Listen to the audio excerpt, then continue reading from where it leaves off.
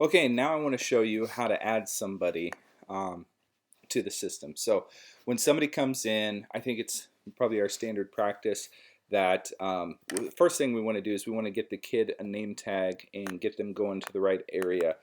We don't need to spend time entering mom and dad's information right now. We don't need to make them stand there and wait while we do that. We can do that after the rush has settled down.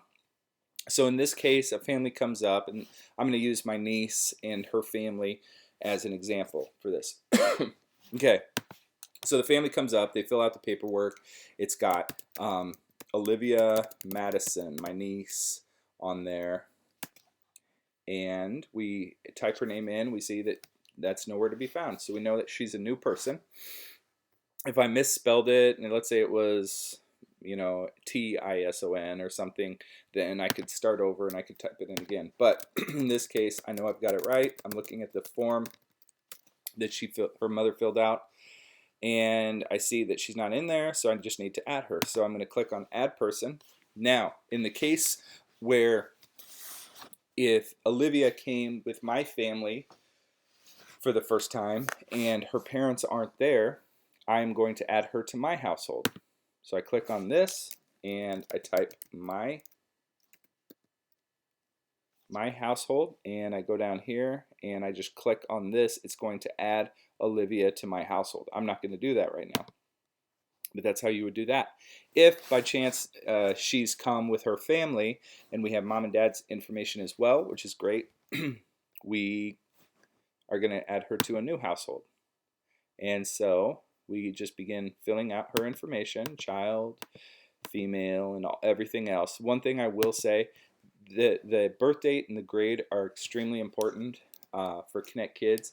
Obviously, if they're in pre-K, that's not necessary, but the grade isn't necessary, but we need birth date for everyone.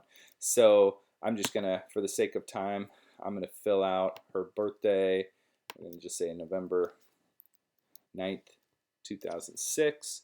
She's 10 years old. That makes her in, let's say, I don't know what that would be, 4th grade. I'm just doing this off the cuff.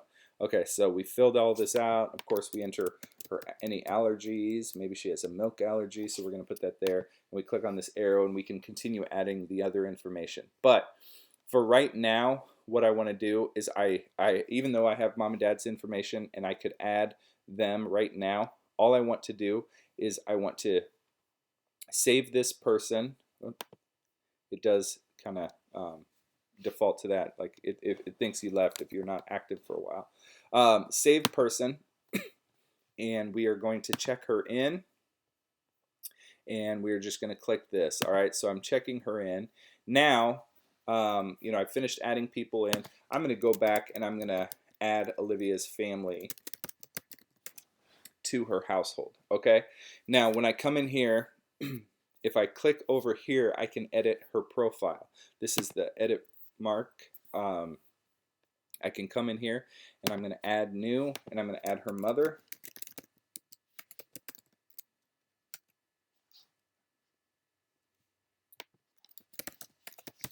Kimberly Madison.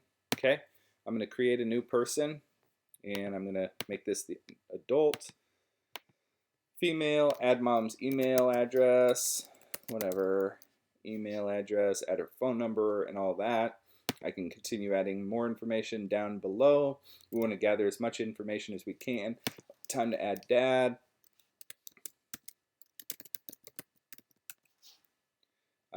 He's actually already in here because he's visited before. So anyway, that's kind of how you do it. But you keep adding people to the household. Then at the end, you're going to click Save Household, and it's going to have the different people. Oh, what do we have?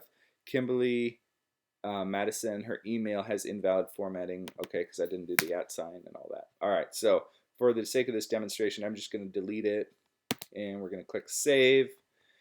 And now you can see we have a whole household. We can keep adding to it. But in this case, Olivia is checked in, and we have added mom and dad as well, and any other siblings we can add. Just remember to collect grade information and birth date. All right, that's it.